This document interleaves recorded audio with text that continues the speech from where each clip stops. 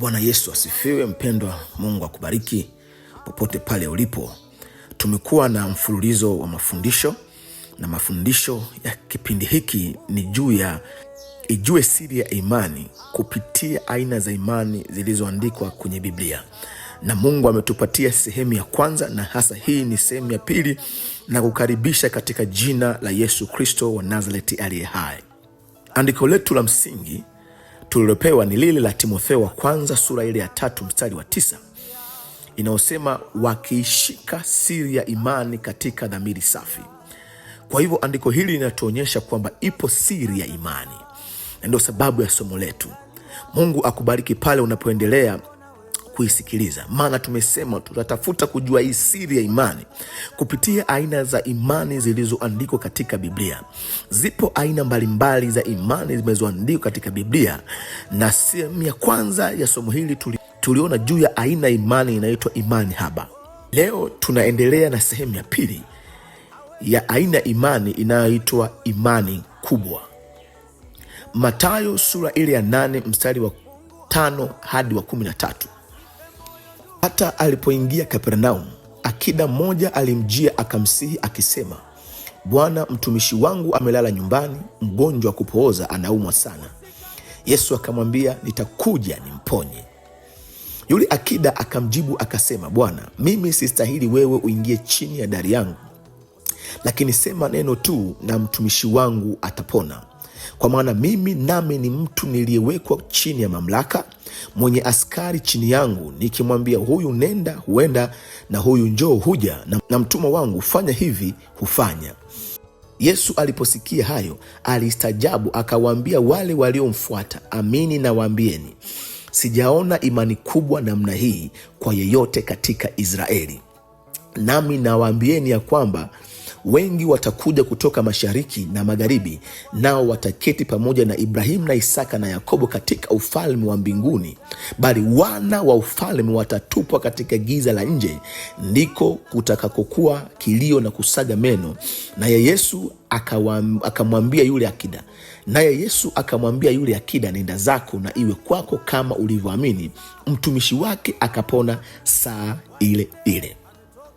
Nisikilize vizuri, mtu wa Mungu. Ni sehemu ya pili hii ya mfululizo wa ijue siri ya imani kupitia aina za imani zilizoandikwa katika Biblia. Na hii aina ya imani inaitwa imani kubwa. Yesu hapa ameitaja, amesema sijaona imani kubwa ya namna hii. Maana yake kuna imani kubwa. Siri ya kwanza iliko ndani ya imani kubwa ni hii hapa. Yale unayoweza kuyafanya kwa capacity yako, yani kwa uwezo wako, Yesu anaweza kufanya zaidi ya hapo. Uwezo wako unapoishia, sio mwisho wa uwezo. Upo uwezo ulio juu ya uwezo wako. Mfano, yule akida alikuwa anatambua ana mamlaka, ana uwezo, ana capacity ya kuagiza.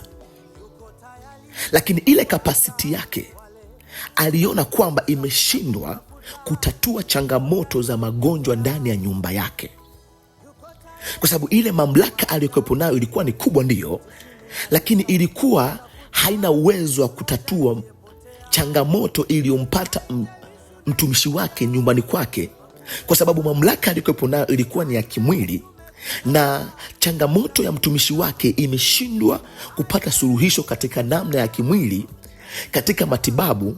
Na sasa akagundua kwamba kutakuwa kuna mamlaka kuliko mamlaka niliyokuwa na ya kwangu, ambao ndio inayo uwezo wa kutatua changamoto ya huyu mtumishi. Sikiliza nikwambie, yale mambo ambayo umejitahidi kuyatatua katika namna ya akili ya kibinadamu, katika nguvu na capacity ulizokuwepo nazo, inawezekana unatumia suluhisho ya tatizo ambalo suluhisho yake haipo katika misingi ya kimwili. Katika ulimwengu wa roho kuna majibu ya kila kitu. Yesu Kristo ndiye jibu la kila kitu. Inawezekana kabisa hayo ulionayo ni kweli, capacity unayo, Lakini matatizo ulikopo nayo yana level ambayo wewe huiwezi katika namna ya kibinadamu. Lazima uhusishe mambo ya rohoni ili kusudi uweze kusaidika. Yule akida akatambua hilo, akajua uwezo wangu upo unapoishia, lakini uwezo upo wa juu kuliko uwezo nilikopo nao. Akakaribisha uwezo uliko juu ya uwezo wake. Ndicho ambacho nataka nikwambia kwamba hapo ulipoishia sio mwisho wa uwezo. Upo uwezo zaidi ya huo. Inawezekana umeona umegota, umefika mwisho, lakini upo uwezo ulio zaidi ya uwezo wako wewe. Uwezo wako wa kuamini ulipoishia, upo uwezo wa imani zaidi ya hiyo hapo.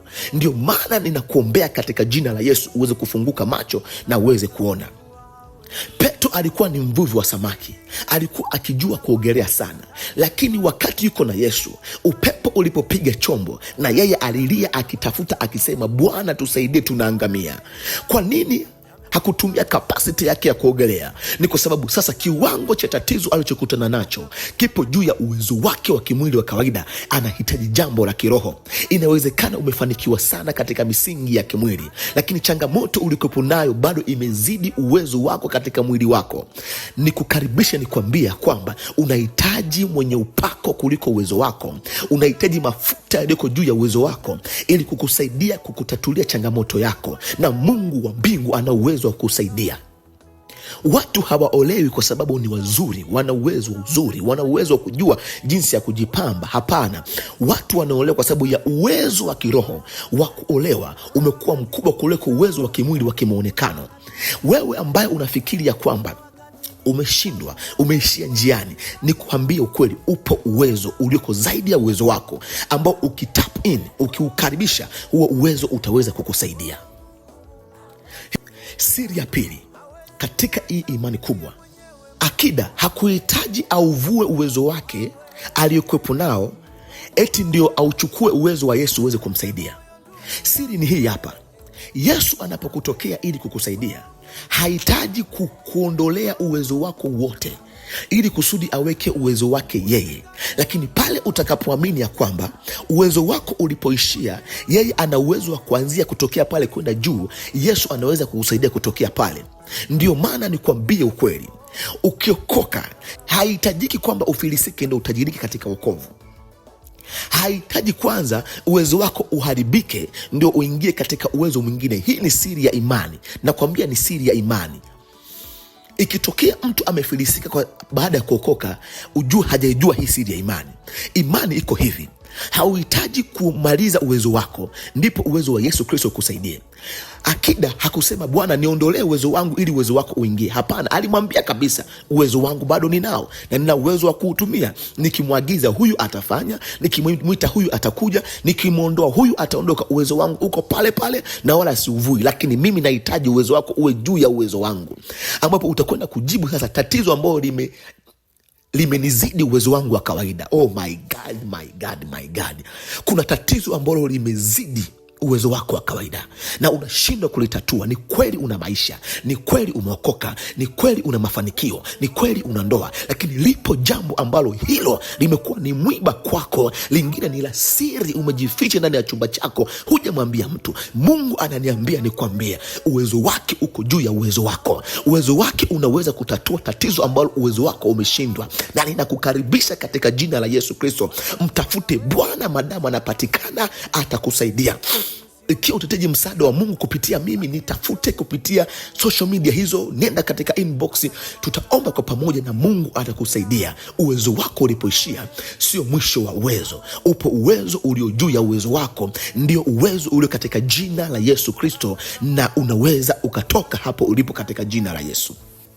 Siri ya tatu ya imani iliyo kubwa, hii inaweza ikakushangaza lakini ndio uhakika. Hebu angalia mfano wa akida. Alipomwambia mtumishi wangu amelala, hawezi, anaumwa, naomba uje umponye, Yesu alimwambia hivi, nitakuja. Lakini akida akamwambia, huhitaji kuja ndani ya nyumba yangu, lakini sema neno tu na mtumishi wangu atapona. Hii maana yake ni nini? Kuna mambo mawili hapa nataka uyapate. Ni siri ya imani kubwa. Ni watu wenye imani kubwa ndio wanaweza kufanya haya mambo na kukwambia. Jambo la kwanza, upo uwezekano wa kuuvuta muujiza ambao ungefanyika baadaye ukauleta sasa hivi ukafanyika.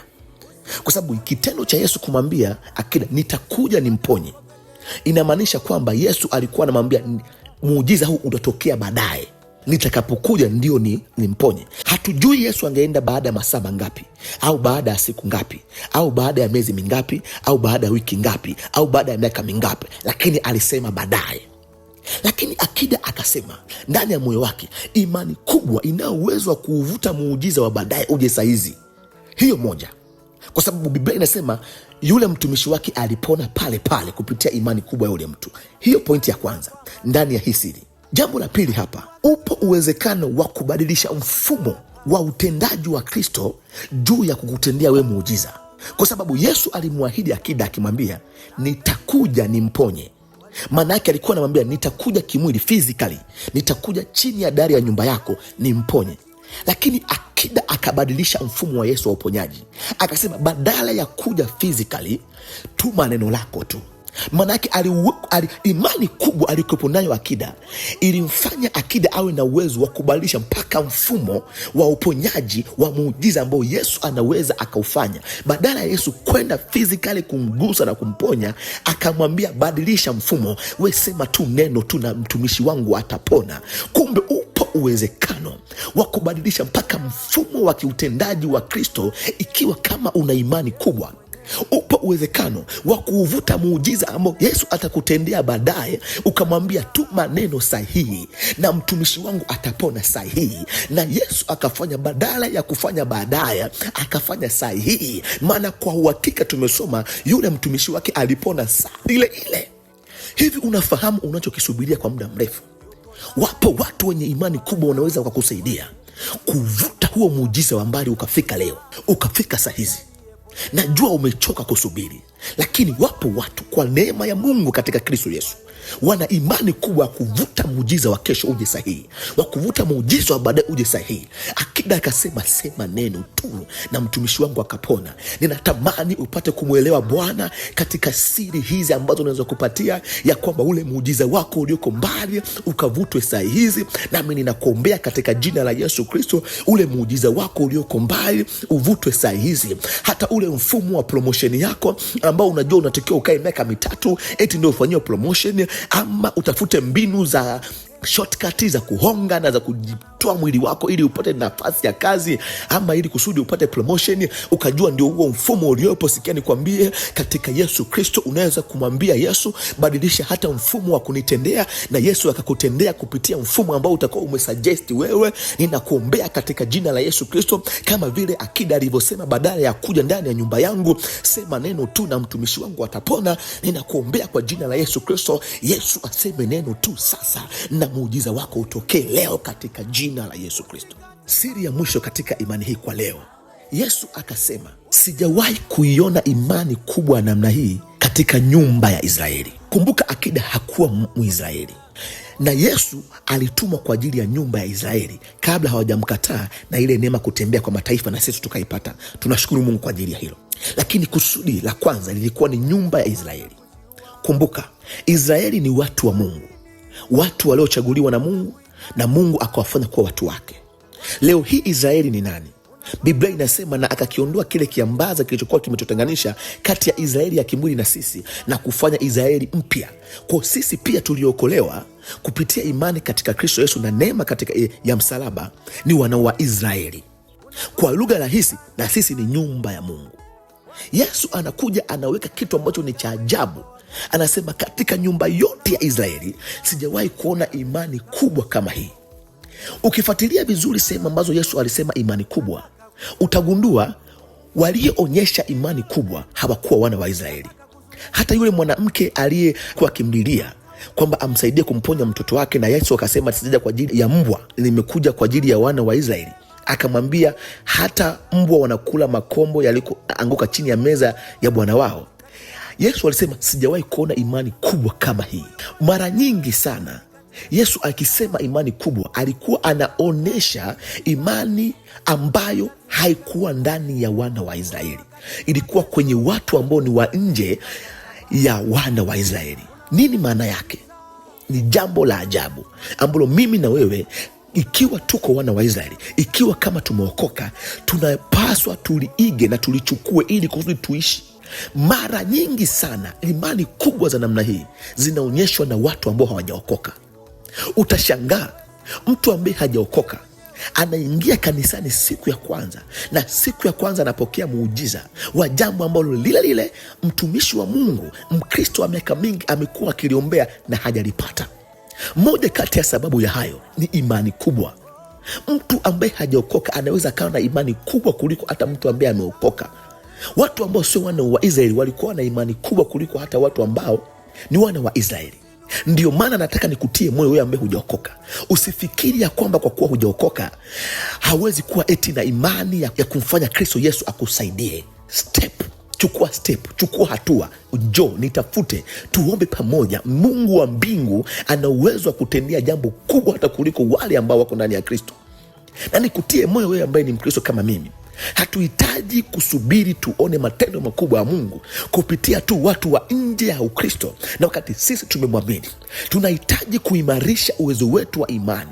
Imani kubwa inawezekana. Biblia inasema imani chanzo chake ni kusikia. Tuongeze kusikia neno la Mungu, imani kubwa itakuwepo ndani yetu na tutapokea muujiza katika jina la Yesu. Pokuwa malengo yangu ni kukufundisha, na itaka kuishia hapa. Kipindi kijacho tuweze kuona aina nyingine ya imani.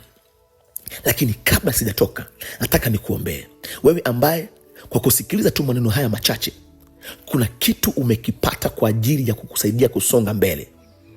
Ikiwa unahitaji maombi, kumbuka haya ni mafundisho, lakini ikiwa inahitaji maombi kupitia mafundisho umeyasikia haya, nitafute kupitia namba hizo ambazo zinatoka kwenye kila aina ya social media. Moja ya namba hizo ni 0788858963. Nitakuombea na Mungu wa mbinguni atakubariki na kunyoshia mkono wa imani. Mungu akutoe katika shida uliyokuwa nayo, akupatie mahitaji yako na haja ya moyo wako Mungu akutimizie, na kuanzia sasa umebarikiwa na hujalaaniwa tena katika jina la Yesu. Ikiwa utahitaji kuokoka, fika kwenye kanisa lolote lile la kiroho, okoka na Mungu akubariki, akutie nguvu. Na ikiwa kama utanitafuta, nitakuombea pia wokovu na Mungu akutie nguvu, akubariki katika jina la Yesu. Amen. Mungu hawezi. Mungu hawezi. Mungu